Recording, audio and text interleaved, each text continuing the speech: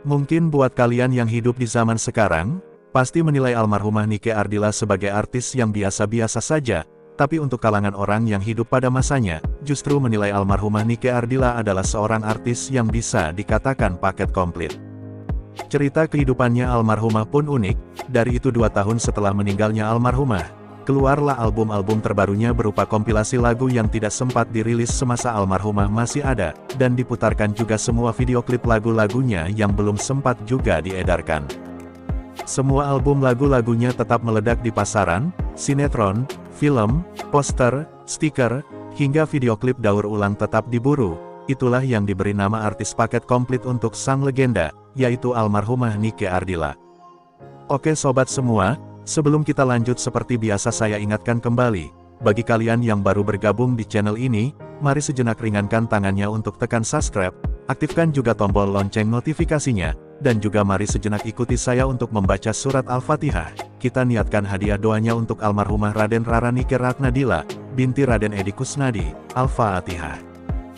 أعوذ بالله من الشيطان الرجيم بسم الله الرحمن الرحيم الحمد لله رب العالمين الرحمن الرحيم مالك يوم الدين إياك نعبد وإياك نستعين اهدنا الصراط المستقيم صراط الذين أنعمت عليهم غير المغضوب عليهم ولا الضالين آمين.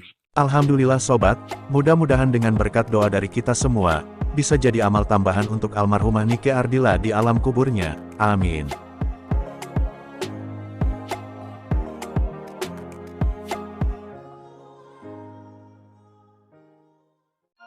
Aji Saputra adalah salah seorang mantan guru vokalnya almarhumah Nike Ardila. Aji mengatakan, pandangan saya pada almarhumah ketika itu berbeda dari yang lain. Almarhumah orangnya sangat dermawan, berbakat, yang anehnya, almarhumah itu suka pakai baju yang biasa-biasa saja, tapi albumnya tetap laris manis dan juga lainnya. Aji juga mengatakan, banyak artis top yang sudah meninggal, tapi coba kalian perhatikan, ada nggak artis lain diingat seperti saat ini diingat untuk almarhumah Nike Ardila? Setahu saya tidak ada, bahkan anak-anak sekarang banyak juga yang ngefans untuk almarhumah. Padahal mereka lahir almarhumah sudah duluan tiada.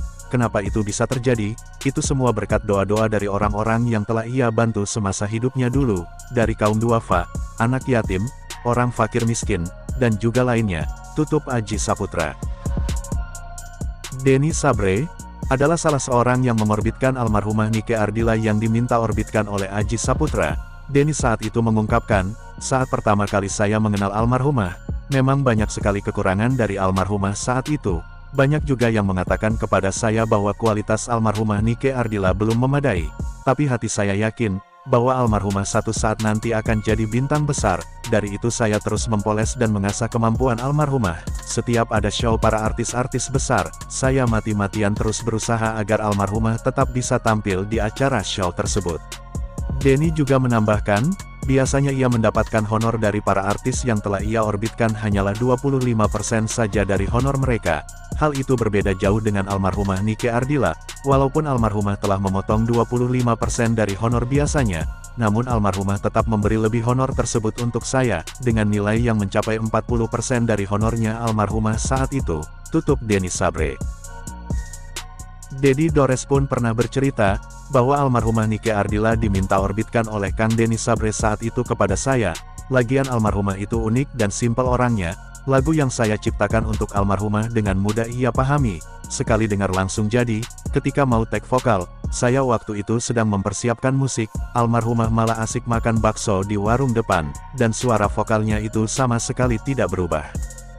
Dalam jangka waktu yang singkat banyak album lagu yang berhasil dirilis bersama almarhumah Nike Ardila. Sepeninggalnya almarhumah, banyak banget orang-orang yang membawa penggantinya sosok almarhumah Nike Ardila kepada saya, dan saya mengatakan begini saat itu kepada mereka, jangan, saya tidak mau, karena itu semua percuma saja, walau bagaimanapun almarhumah Nike Ardila tidak tergantikan, kalaupun kalian meniru gayanya almarhumah, posisi kalian tetap berada di bawah almarhumah Nike Ardila. Tutup Dedi Dores. Dari Itang Yunas, yaitu salah satu juri gadis sampul sekalian desainer senior. Ia mengungkapkan, almarhumah Nike Ardila dapat mewakili para remaja. Dia cantik, berbakat, dan wajahnya bisa menjadi ikon komersil di dunia fashion dan juga iklan. Almarhumah selain menjadi juara favorit gadis sampul tahun 90-an, pilihan pembaca ia juga termasuk finalis favorit para juri di ajang tersebut. Fakta ini telah dinyatakan oleh suara-suara miring yang mengatakan tentang almarhumah Nike Ardila, almarhumah bisa menang karena sebelumnya ia adalah seorang penyanyi. Saat itu almarhumah Nike Ardila telah menjadi gelar favorit untuk menyandang gadis sampul di ajang tersebut, maka jika ada peserta lain yang mengikuti ajang ini, belum tentu mereka bisa memenuhi kriteria para juri, dan semenjak itulah Itang Yunas mengagumi almarhumah Nike Ardila. Dari kekagumannya itu Itang Yunas memberikan sepatu untuk almarhumah, dan sepatu tersebut saat ini tersimpan rapi di museumnya almarhumah Nike Ardila. Iwan Hai adalah salah satu wartawan dari majalah Hai. Iwan bercerita tentang pengalamannya saat mendatangi rumah almarhumah Nike Ardila di Bandung. Iwan mengatakan, hari itu saya datang ke rumah almarhumah Nike Ardila di Bandung. Saya melihat almarhumah sedang bermain dengan anak-anak di sekitaran rumahnya. Sifat dan tingkah almarhumah saat itu masih kekanak-kanakan dan polos. Tapi itu adalah salah satu alasan kuat mengapa almarhumah mendirikan sekolah luar biasa, untuk anak-anak yang membutuhkan pendidikan yang layak bagi mereka, dan almarhumah Nike Ardila telah berhasil mewujudkan itu semua. Melly Goeslaw adalah sahabat karibnya almarhumah Nike Ardila. Melly juga pernah bercerita tentang almarhumah. Saya dengan almarhumah Nike Ardila sudah seperti saudara kandung, di mana ada almarhumah pasti ada saya, begitupun sebaliknya. Saya teringat masa dulu, waktu itu ada show di siang hari, almarhumah tidak mandi, dia hanya menyuci mukanya saja, terus almarhumah juga jarang dandan, walaupun begitu almarhumah tetap kelihatan cantik, dan saya masih ingat ketika almarhumah ditanya kala itu, kenapa Nike tidak pernah dandan di kesehariannya, dengan santai almarhumah menjawab, ah, buat apa, takut saja nanti saya dianggap genit, nanti saja saya dandannya ketika tampil di acara TV saja, tutup almarhumah. Selain itu, setiap almarhumah pergi ke luar negeri, saat dia pulang pasti ada oleh-olehnya, mulai dari baju, aksesoris, dan juga lainnya, karena almarhumah hobi banget shopping atau berbelanjaan. Namun sesampainya di rumah, almarhumah langsung memanggil teman-temannya untuk mengambil oleh-oleh darinya, yang sisanya barulah ia ambil untuk dirinya sendiri. Ketika saya tanya, kenapa dibagi-bagi, emangnya nggak sayang? Dengan simpel almarhumah menjawab, nanti saya bisa beli lagi kok. Yang terakhir, cerita dari Mayani, yaitu salah satu fan berat almarhumah Nike Ardila paling beruntung. Mayani saat itu bertemu dengan almarhumah sebanyak 2 kali dalam waktu yang berbeda. Pertama ketemu bulan Januari tahun 1995, yang kedua bulan Maret tahun 1995 juga. Pertemuan Mayani yang kedua tersebut tepatnya 1 minggu sebelum almarhumah meninggal dunia. Mayani bercerita, saat itu saya mendatangi rumah almarhumah di Bandung, namun almarhumah sedang tidak ada di rumah. Mami berkata, Neng mau ketemu dengan Neng Nike, datangi saja ke kontrakannya di Jakarta, dan saat itu Mami memberi alamat almarhumah kepada saya yang ada di Jakarta. Sesampainya di Jakarta, tepat di depan kontrakannya almarhumah, badan saya sudah merasa bergetar, tapi saya memberanikan diri untuk ketuk pintu rumah almarhumah serta memberi salam. Di dalam rumah ada yang menjawab salam saya, tapi pintunya tidak dibuka. Ternyata yang menjawab salam itu adalah pembantunya almarhumah Nike Ardila. Pembantu almarhumah berkata, sudah ada janjian belum sama Neng Nike?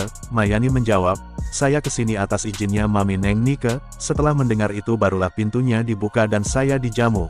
Lalu pembantu almarhumah berkata, Neng Nike lagi gak ada di rumah, dia lagi syuting, dan ketika itu saya menunggu sampai almarhumah pulang dari syutingnya. 2 jam kemudian, almarhumah pulang dan memberi salam, almarhumah langsung mencium pipi saya saat itu kaget dan terharu, padahal sebelumnya almarhumah sama sekali belum mengenal saya, tapi dengan sifat keramahannya almarhumah, membuat siapa saja yang bertemu dengannya menjadi senang, kata Mayani. Saya saat itu memandang almarhumah, wajah aslinya itu sangat berbeda dengan yang di TV, aslinya itu almarhumah sangat putih kulitnya, matanya kebiruan, rambutnya agak kekuningan gitu, orangnya tinggi, dan yang paling saya salut terhadap almarhumah, ialah sifatnya yang ramah, udah cantik wajah cantik hatinya lagi, apalagi saat itu almarhumah mengingatkan saya salat, ujar Mayani di pertemuan pertamanya dengan almarhumah Nike Ardila. Pada pertemuan kedua Mayani mengungkapkan, saat itu almarhumah sedang sakit, badannya demam, Mayani bertanya, "Teh Nike lagi sakit ya?" "Iya, saya lagi kurang sehat," jawab almarhumah. "Ya udah, saya tidak lama-lama di sini karena Teteh mau istirahat," kata Mayani. "Makasih ya Teh, udah mau datang ke sini. Ini Mami yang kasih tahu alamatnya," kata almarhumah. "Iya," jawab Mayani. "Terus gimana kemarin kabar Mami sehat?" tanya almarhumah. "Alhamdulillah Mami sehat Teh," sahut Mayani. "Saya lagi sibuk banget, untuk ketemu dengan mereka saja tidak sempat. Saking sibuknya saya tidak sempat ketemu dengan keluarga," tutup almarhumah. Sepulangnya saya dari kontrakan almarhumah, selang beberapa hari sebelum almarhumah meninggal saya bermimpi untuk almarhumah. Dalam mimpi itu saya melihat ada sebuah gubuk yang berada di sebuah hutan. Almarhumah keluar dari gubuk tersebut dan tidak bicara sama sekali. Dia hanya diam saja. Tidak lama almarhumah masuk lagi ke gubuk itu dan tidak keluar lagi. Beberapa hari kemudian saya mendengar kabar bahwa almarhumah Nike Ardila meninggal dunia karena musibah kecelakaan, tutup Mayani. Arti dari mimpi tersebut menurut saya pribadi, hutan itu adalah sebuah lahan, gubuk itu adalah sebuah tempat, almarhumah keluar dari gubuk adalah kita manusia tercipta dari tanah. Almarhumah keluar sesaat dari gubuk dan masuk lagi. Itu artinya hidup di dunia ini adalah sementara, dan almarhumah masuk lagi ke gubuk itu artinya kita manusia akan kembali lagi kepada tanah, dengan kata lain adalah meninggal dunia. Mohon maaf jika salah, karena itu adalah menurut saya pribadi. Oke sobat, itulah yang dapat saya sampaikan tentang keunikan dan sederhananya kehidupan sang legenda kita, yaitu almarhumah Nike Ardila. Mulia di pandangan Allah. Tentu Allah memberikan kemuliaan juga untuk hambanya yang baik di mata manusia. Saya undurkan diri, sekali lagi mohon maaf jika ada kesalahan, dan sampai jumpa kembali di video berikutnya.